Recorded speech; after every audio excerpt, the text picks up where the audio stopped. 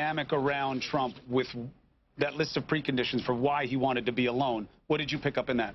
You know, it kind of defies logic in a way. When you say you don't want your aides in there because they can interrupt you, actually they're your advisors. That interruption is because they want to help you.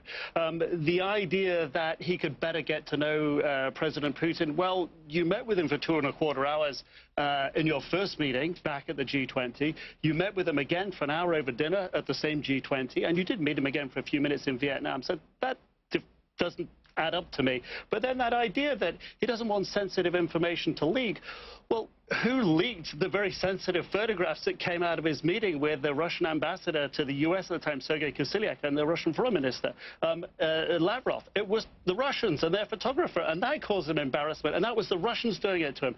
Further embarrassment at the G20, it was the Russians who contradicted the narrative that the White House was putting out about how the conversations went at their first meeting at the G20. So the Russians have actually caused him more embarrassment, it would seem, in meetings with Russians than internal leaks. So the counter, Susan, to the anything is something is, well, it's a matter of perspective.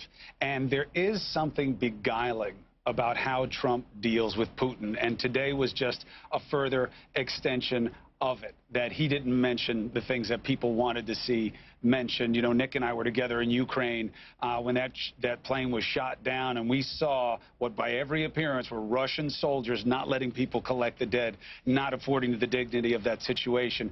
And if it just doesn't come up today, what does that mean about how good anything that comes up can be? Well, I mean, it's first of all, it suggests the limits of personal diplomacy and personalizing diplomacy as really a classic error that not just Donald Trump, but many American presidents make to their regret when it comes to dealing with Russia. By the way, tomorrow is the anniversary of that horrific shoot-down 4 years. Of the plane. And again, it's never really been addressed. It's been a major sticking point in relations with the West. I'm struck as the president's start to soon finish up their one-on-one meeting and move to the expanded meeting. You know, really it's going to underscore, I think, for us, how President Trump really is not on the same page with his own foreign policy team when it comes to Russia policy. This has been true since the beginning of the administration. You have him wanting a one-on-one, at least in part, so he doesn't have his own advisor stepping on him. But now, in the expanded meeting, I'm told that, you know, not only will there be Secretary of State Mike Pompeo, a longtime Russia hawk, National Security Advisor John Bolton, again, a noted Russia hawk, and by the way, noted arms control skeptic. And it looks like at the last minute, because this White House does things in flux, they've added their chief Russia expert, my longtime friend and colleague Fiona Hill, to the mix as well. That, I can tell you, will make a lot of those professional Russia watchers happy. But are they going to be able to really influence President Trump and the outcome of his conversations with President Putin? That part, of course, is not clear. So, Michelle, it's hot here in Helsinki, okay? We're here at the Ala Sea pools. You know, we're looking at these pools behind us, very tempting. There is heat outwardly, there's heat inwardly. Word comes that Theresa May is trying to take some of that heat off Donald Trump, despite what he said about her. She was asked just now, did you ask him to say something about the Skripal poisoning and that being Russia, maybe the same unit, we believe, where the proposed plan for how to attack the elections was birthed? And she says, no, I didn't ask him to do that. That makes it a little easier for Trump to walk away from that issue. I guess, but he has his own country and members of his own team wanting him to address that. And Susan mentioned the fact that this expanded bilat after the big one-on-one with Trump is going to include all these people with differing and sometimes opposing views. But what European allies are especially worried about is that doesn't prevent Trump from conceding something to Putin in this meeting. Doesn't necessarily have to be something big, but it could be some sort of tacit agreement that Crimea is Russian, for example, something that Putin, that President Trump has said before, has alluded to during the campaign. And back when it happened, too, just for context, when it was going on, when we were there reporting on it, Trump was almost flattering of Putin with how quickly he moved and how decisive it was and how he had gotten over on Obama in the U.S. And, boy, was that impressive. He said he was a better leader than Obama. He just took it like that. It's already over. He restated that just the other day during the G7. He restated essentially the Russian talking points on Crimea. So, in a weird way, we actually already know what President Trump's positions are. What we don't know is what he's really going to agree to behind closed doors with only Putin in the room. And look, I know that on one level of optics, it looks like, well, you forget the past and you move forward. But when you forgive that kind of murderous action by a state, what do you think happens in the future? Thank you very much for helping on this part of the conversation. We're going to take a tease here, and in break, think about this. We've never heard a U.S. president say or tweet what President Trump did about his own country, saying the U.S. is to blame for bad relations with Russia. Let that sink in. What will it mean? A member of the Obama team is going to answer the charge next.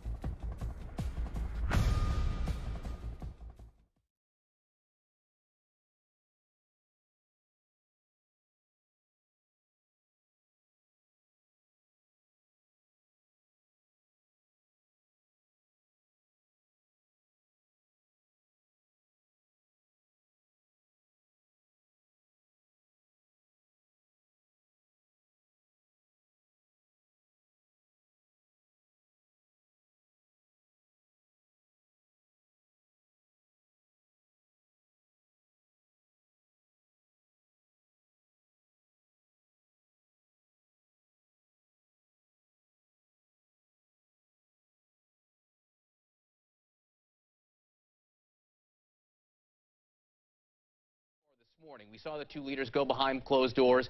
Before they went back, President Trump said they have a lot of good things to discuss and some other things. He talked about the nuclear capabilities of both countries. He talked about the World Cup. He talked about their mutual relationship with China. Didn't talk about the Russian attack on the U.S. election, nor the Russian occupation of Crimea. That's right, John, and good to be with you this morning. I was really struck by both the body language in that first side-by-side picture that we saw, the slouch from President Putin, the leaning forward, the eagerness by President Trump. So that was really quite striking. And what was conspicuously absent from the list of issues, good issues, that President Trump said that they would discuss in their unprecedented and quite extraordinary one-on-one without any note-takers, any record of the meeting.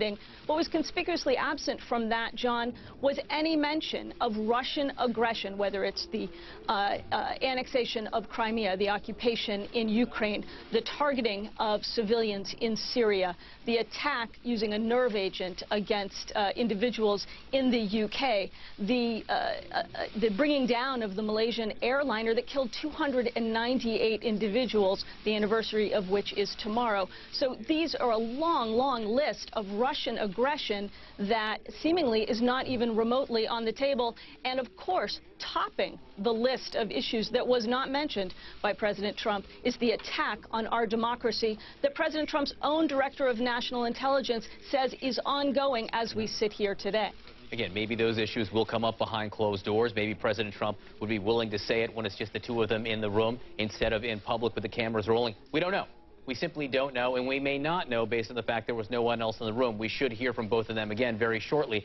Lisa, along those lines, on that attack on the U.S. election, the intervention by the Russian military intelligence wing, the GRU, over the weekend, the president basically blamed the Obama administration for that. Let me read you what he said. He said, the stories you heard about the 12 Russians yesterday took place during the Obama administration, not the Trump administration.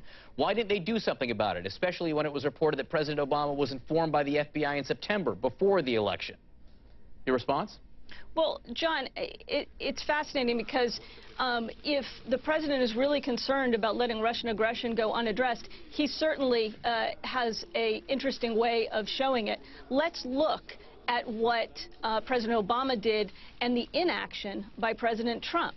President Trump wants to blame everybody but Putin for Russian aggression and the attack on our democracy. President Obama confronted strongly and directly the adversary nation that is Russia. He did not sit down with him as an equal and call him a great nuclear power. President Obama demanded a stop to the attack on our state election systems and threatened severe consequences if that didn't stop. He did not say he would simply ask President Putin about it. President Trump said over the weekend he was going to maybe raise this. He would ask President Putin about it. Well, that's like asking the defendant if he's guilty.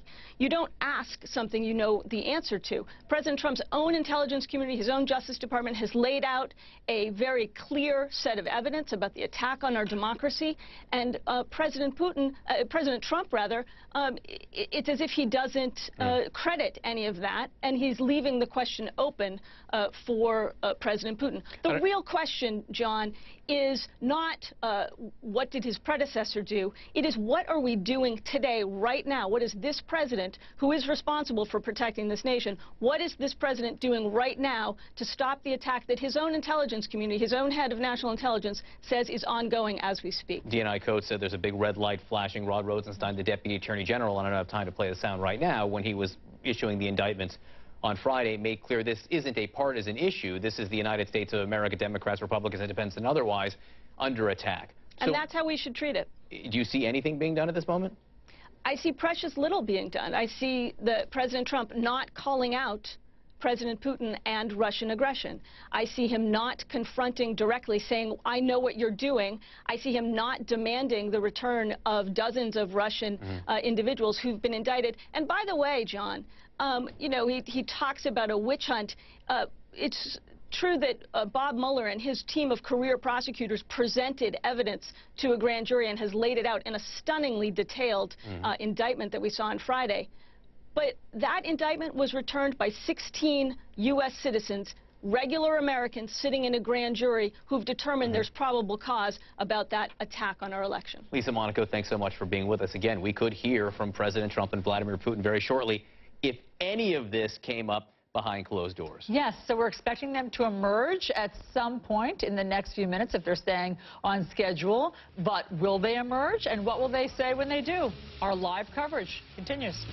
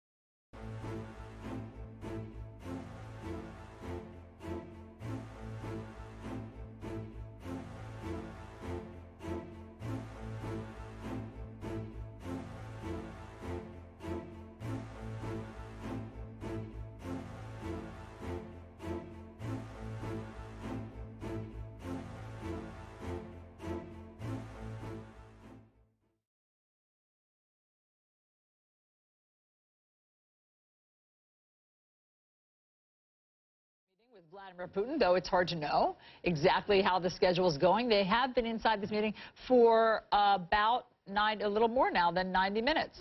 So the president of Finland tweeted this photo from before the meeting. There are the leaders of those three countries. So what was on the agenda? Well, President Trump gave us a bit of the window into his thinking before he went in.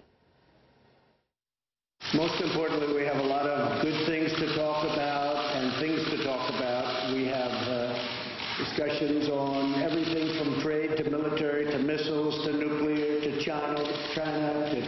We'll be talking a little bit about China. Our mutual friend, President Xi. Not the attack on the U.S. election, not the occupation of Crimea, not, the poisoning of an agent in London. At least that's not what he was previewing for us there. So let's get the bottom line from CNN senior political analyst John Avlon and CNN political analyst David Gregory. Great to have both of you. So John Avlon, I mean, we've been talking about it all morning. How do we know what to expect, and how will we know what really to count on when they both come out and recount it? Since in a highly unusual move, There is no record keeper in there. There are no top aides in there to witness this. What could possibly go wrong from such an unsupervised chat? We'll have to take the president's word for it, basically, that his agenda does not include the tough issues, the really contentious things that an American president should be raising with Vladimir Putin. Instead, it's sort of the veneer of geopolitics as usual. The President of the United States has been known as the leader of the free world since the Second World War. President Trump is going into this meeting abdicating that role and responsibility. He seems disinterested in pursuing a freedom agenda or really challenging Vladimir Putin on these core issues. Instead, he's weirdly deferential. He's singularly uncritical of Vladimir Putin, and it's worth asking why as we wait for this outcome of this meeting. And as we wait for the two leaders to speak, again, that could happen very shortly in between the one-on-one meeting and the group meeting. And David Gregory, I do think these words that they will choose to speak, in particular President Trump chooses to speak next, are so important.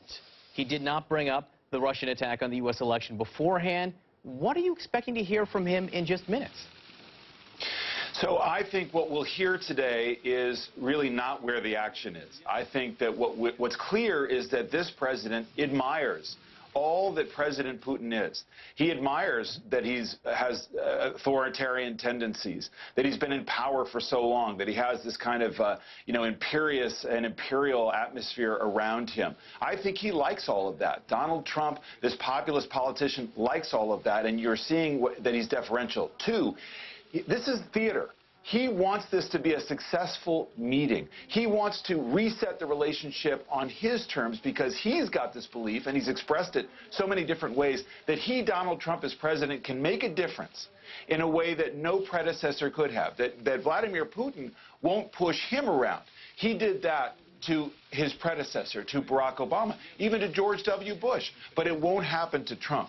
So you've got the administration that has actually taken a tough line on sanctions, on the issue of being with NATO against the Crimea invasion, in terms of sanctions, and then the president who seems to undercut it by all he says. I think the president wants this meeting to be warm.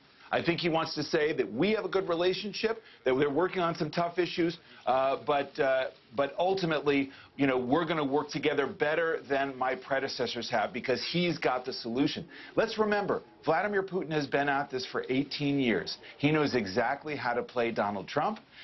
He knew how to play his predecessors, and I don't think Donald Trump understands as president what he's up against, the kind of threat he's up against. And it is the reason what Dan Coates said is so important about the threat from Russia is that it's just like the threat before 9/11.